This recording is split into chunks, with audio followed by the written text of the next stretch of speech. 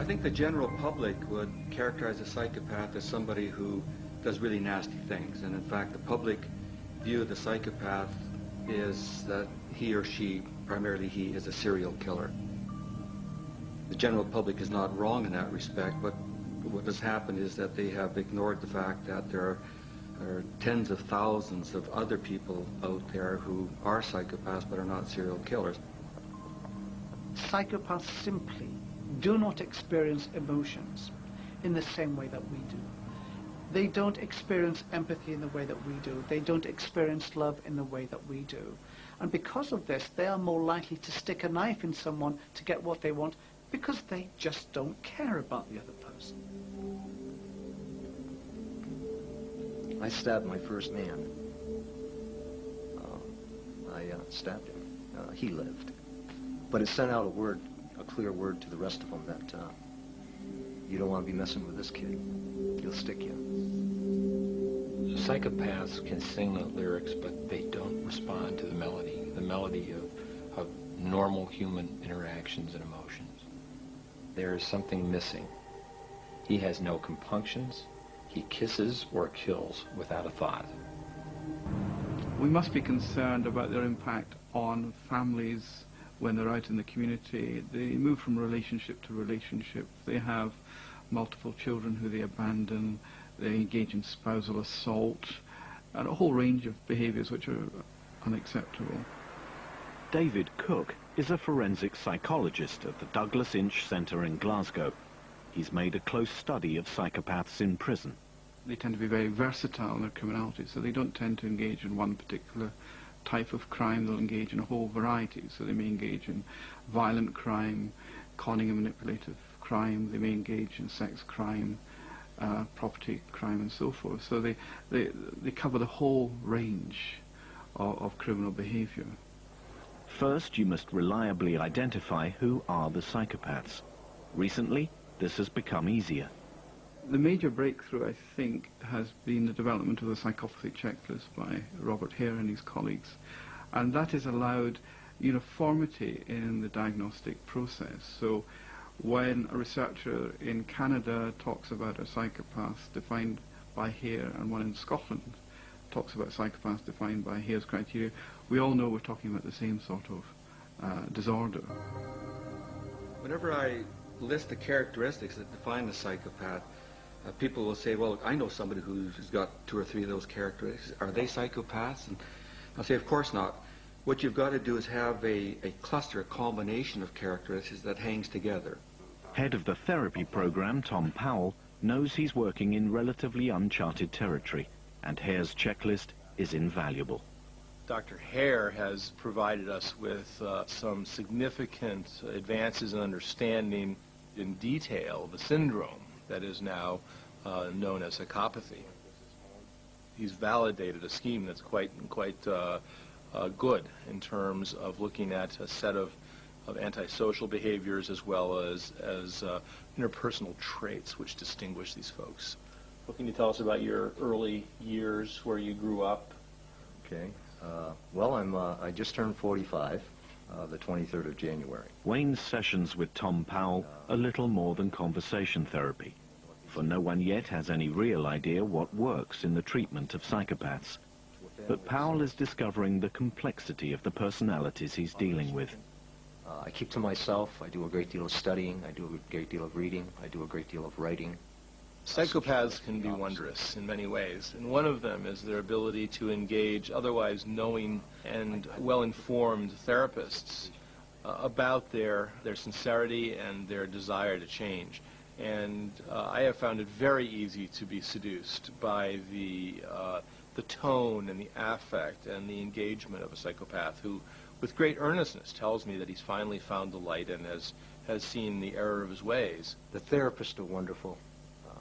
I learn a great deal from them. Sometimes it can be hard. I suppose that's the way it's supposed to be when you're growing up. I'm ready to go now. I know that that decision will come from others who have already seen. They've seen my change. You are not guilty. I'm not guilty. Does that include the time I stole a comic book when I was 5 years old? I am not guilty of the charges which have been filed against me. And the allegations? And the allegations? And the rumors and the I don't know all of what you're speaking about, Lucky. It's too broad and I can't get into it in any detail.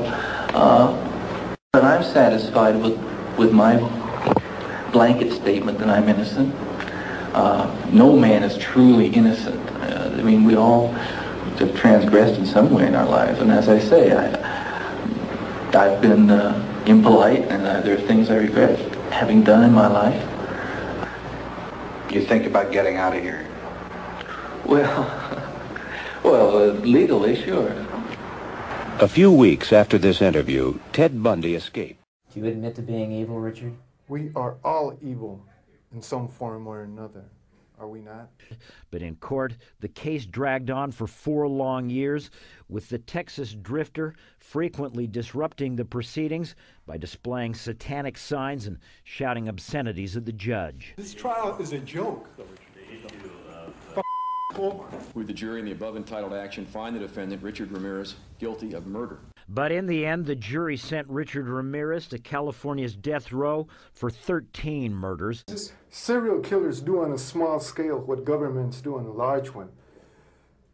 They are a product of the times, and these are bloodthirsty times. Even psychopaths have emotions if you dig deep enough, but then again, maybe they don't. The psychopath's modus operandi. One weakness psychopaths have is that once one studies them and begins to understand them, they become predictable. While tactics vary from one to another, most psychopaths follow a similar strategy when conning either an individual or an organization. Their strategy is as follows. The interview. Psychopaths are experts at cold reading. First used by psychologists to describe what phony fortune tellers do, cold reading is the ability to guess a person's personality type quickly through verbal and nonverbal communication. The technique is simple. Ask questions and watch the responses. Psychopaths will cold read you as part of what is called the interview stage. The whole purpose of the interview is for the psychopath to size you up as a potential victim. They make mental notes of different ways they could possibly manipulate you. The first line of defense against psychopaths is acknowledging their existence. By doing so, one develops a psychological advantage. Forewarned is forearmed, and having braced oneself with knowledge of predatory individuals, one is better able to think clearly and thus spot the predator before he can spot you. Once you accept the reality that human predators populate our society, the next line of defense is in identifying them. Because of their abilities at camouflage and deception, psychopaths are difficult to spot. They can fool even mental health professionals. It is important to understand that everyone can be conned. If you feel that you are the exception, you only make yourself more susceptible. What not to do. What is vital to understand is that empathy cannot defeat the psychopath. You cannot change them. You cannot reform them. You cannot find the goodness inside them. You cannot show them the way to God. And you cannot teach them about love.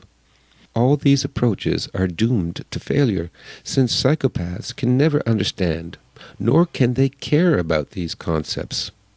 While they may lead you to believe that you are getting through to them, in reality, your empathy infuriates them, and far from admiring your compassion, they despise you even more. The Chinese strategist Sun Tzu warned against attacking an enemy who has no escape, and likewise it is best not to corner a psychopath, since the fight will likely be more vicious than most people can bear.